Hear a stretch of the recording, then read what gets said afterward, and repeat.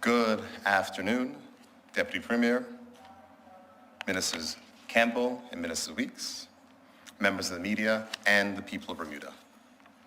Yesterday at Government House, I was proud to welcome two new ministers to the Cabinet, Minister of Tourism, Vance Campbell, and Minister of National Security, Michael Weeks.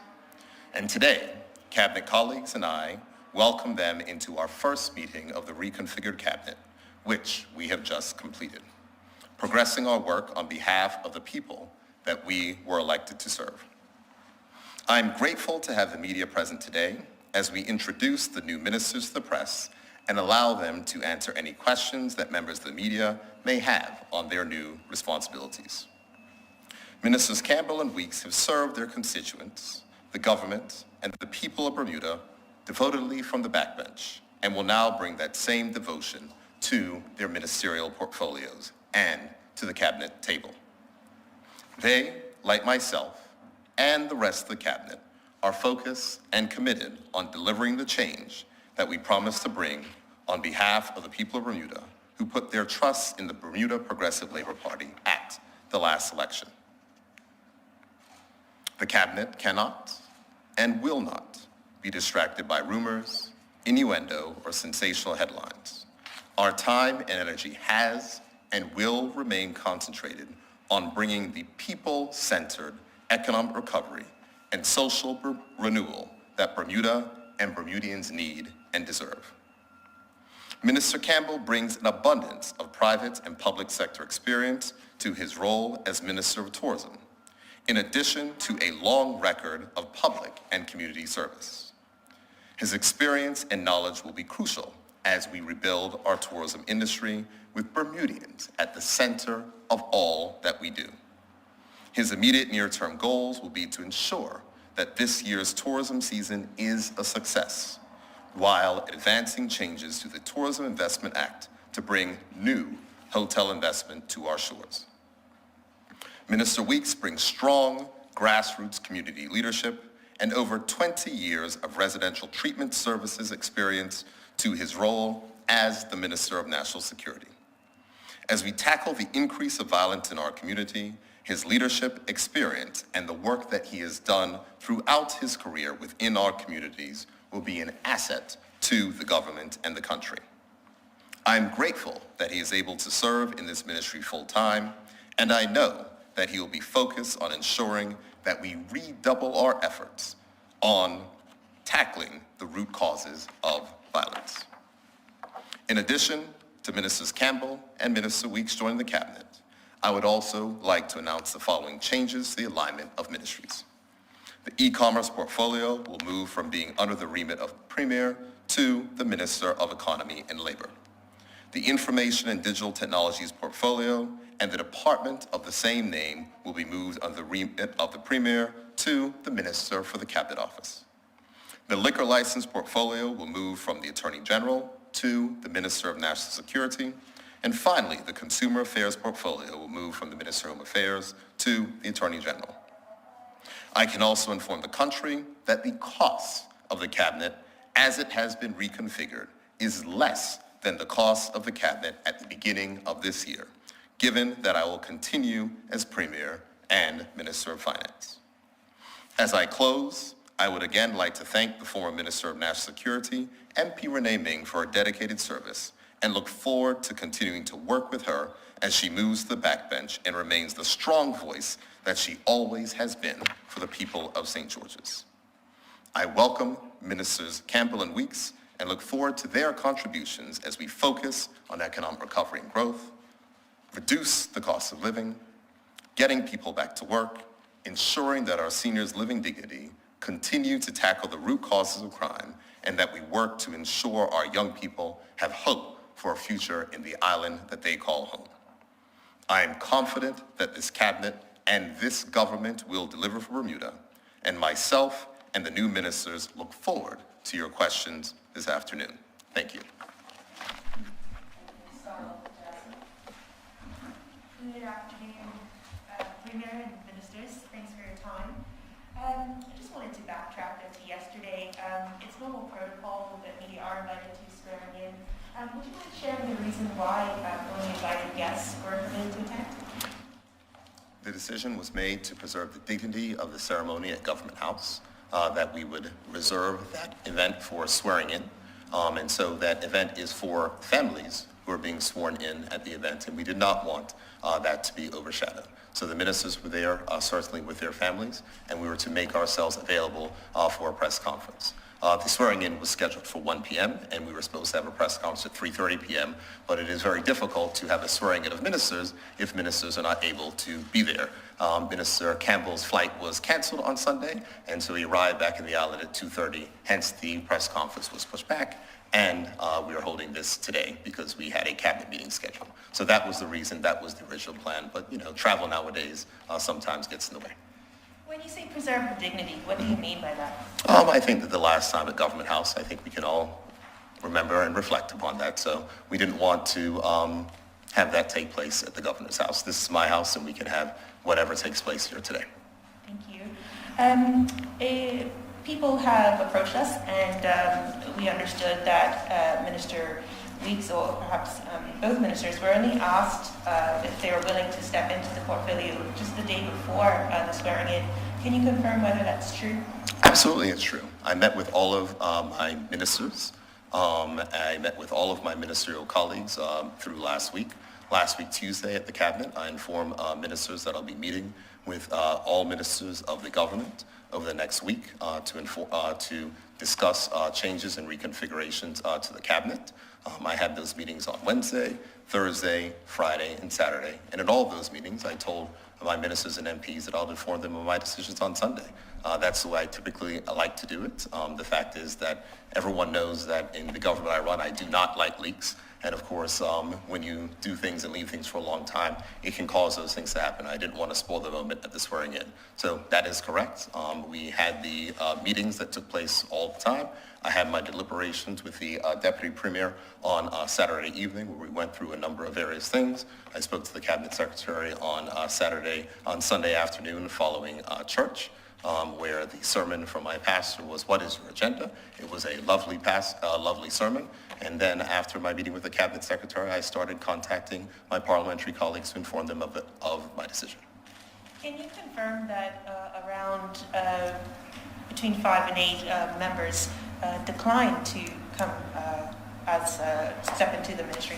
It would be very difficult for me to say that. I can say that no one declined the offer to serve inside of the Cabinet.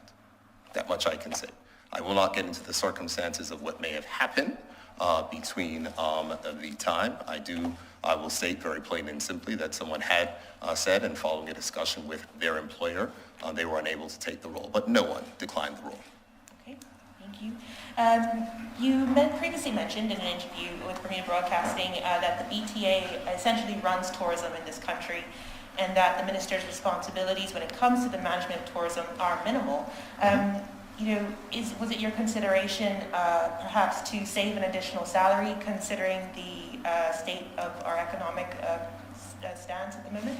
Well, the first thing, as I said in my remarks, is that the cost of the Cabinet today is less than the cost of the Cabinet on January 1st of this year. So that's the first thing, and I think that should be clear.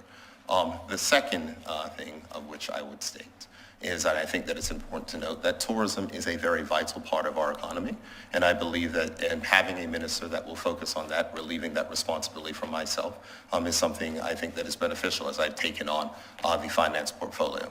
But in addition to that, and I think that it's important to note, that the role of ministers are to make sure that the policies of the government are executed.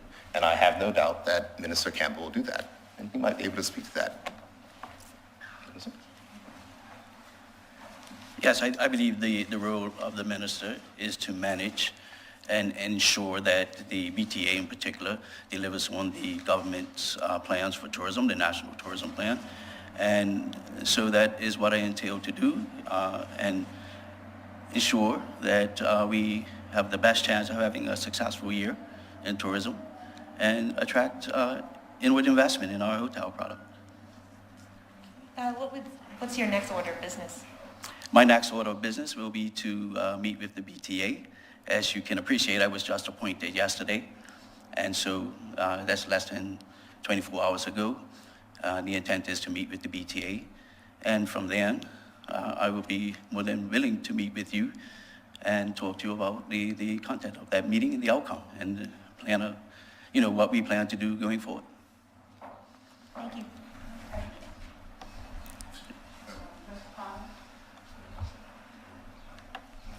Good afternoon, Premier. I thought I was speaking to Premier. The press conference is for ministers to answer questions. That's why they're here, but you can ask questions to me as well. But surely I would hope that people have questions for Minister Weeks and Minister Kent. Of course. Sorry, Minister. Is that for me? What are the most specific things that you have to try and boost the tourism industry as it goes forward? Could you repeat that?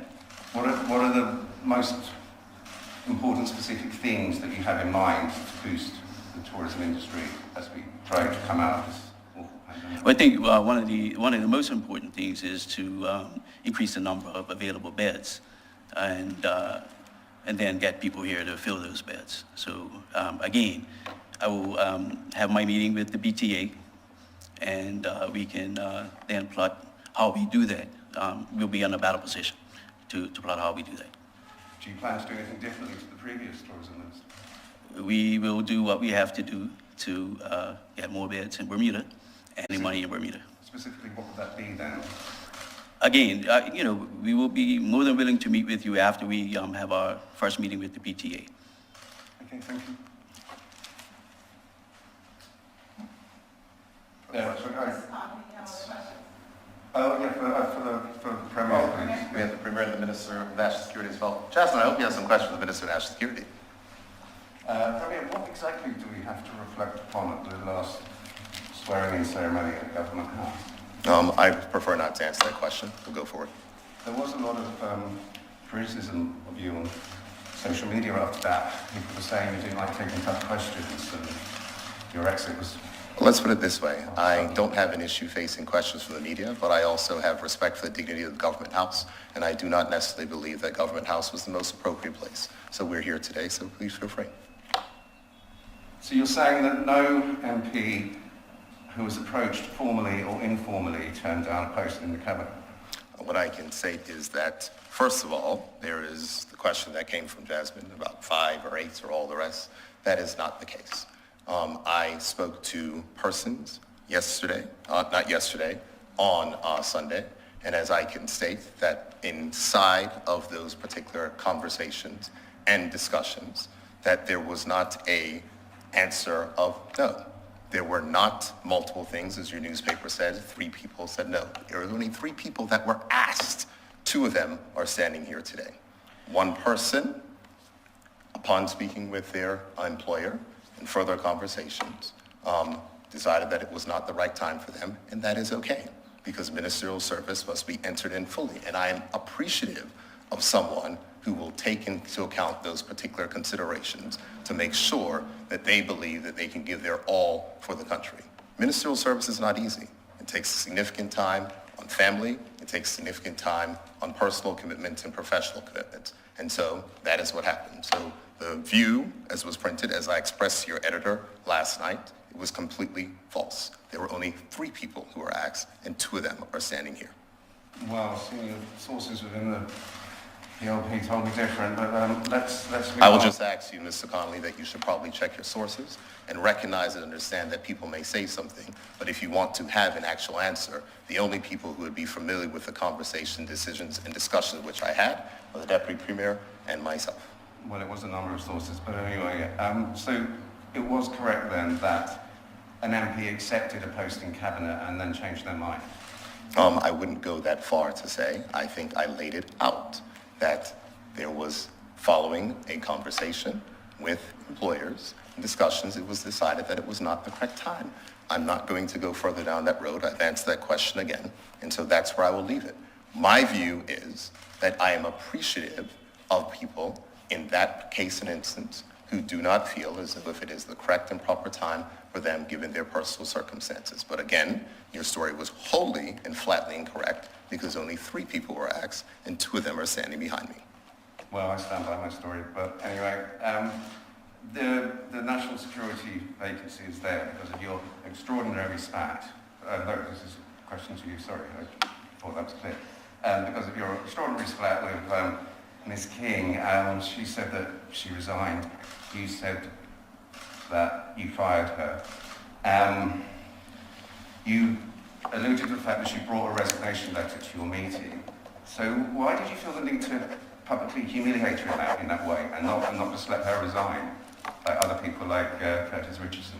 So in the first case and instance, I would not say it is correct that I fired anyone, and I want to make sure that is clear. Firing speaks to something that was done wrongly, incorrect, or something else, and would go into. I mean, it was your decision. Mr. Connolly, are you going to let me finish answering the question? Thank you. I would say that firing is not a word that I have used, and that implies that someone did something wrong, incorrect, or malicious. As I had stated inside of my statements, as I had stated that I informed all ministers last week Tuesday that I'll be meeting with ministerial colleagues. Minister Ming was traveling on the weekend on a well-deserved vacation. Therefore, her meeting was scheduled on Wednesday. There was a view from myself that the Ministry of National Security needed full-time attention. And so the decision around the reconfigurations of certain ministerial appointments were things that I had certainly considered for a while. And in that case and instance, it was decided that her appointment would be revoked. When there are cabinet shuffles and changes, there are revocations of appointments and new appointments. It is not something that is considered fire. That's what media likes to put. There are a team that is changed, and we go ahead and we adjust to the strengths and the abilities and talents that are available. Minister Ming gave great and excellent service to the ministry, and I look forward to her great and excellent service from the backbench. There are now only 3 women in cabinet because of that. Do you think that's a good look? What I would say is that we certainly want to have more women in politics, and we certainly want to have more women that serve inside of the cabinet. But the Progressive Labor Party has a long and strong history of women in leadership. It is important to note that not only the chair of our party, but the deputy chair of our party are also female. The treasurer, the secretary general are. We have our Senate team is all female. Major boards in this country, such as the Bermuda Land Development Corporation, the BLDC, the Aging Well Committee, are chaired by women of the Progressive Labor Party. And we will continue the work in the Progressive Labor Party to get more women inside of leadership positions, because I do believe that there should be more women in representation of politics. Why are you keeping finance? Because you've got the 2 most demanding jobs in government, Premier and Finance Minister. Is that because you don't think any of your colleagues are capable of doing finance? What I would say is that I served as Junior Minister of Finance from 2010 to 2012. I served as Shadow Minister of Finance from 2012 to 2017, and I served as Minister of Finance from 2017 to 2018. I did recruit the former Minister of Finance. He did come on board. He gave 3 years and 4 months of excellent service to this country, and I believe and judge, and I think that my cabinet ministers agree with me, that I am the best place to carry on that role and mission at the Ministry of Finance. And what I'm committed to doing at the Ministry of Finance is to carrying out the government's agenda that we laid out. That is to reduce taxes for workers in this country, to make sure that our tax system is more fair, to make sure that our banking system is more fair, that we do not have increasing fees and other things that are mounting upon our persons and access to banking services, and to make sure that there are more monies in people's pockets. That is the mission that we are going to execute in the Ministry of Finance.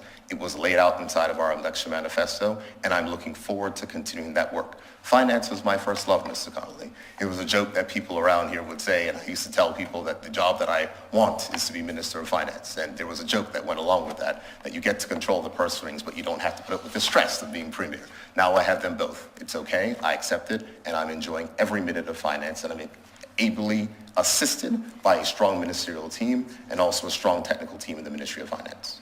So it's not because there's nobody else for the role. Right now, Mr. Connolly, we have the Minister of National Security come and make a few remarks. Thank you.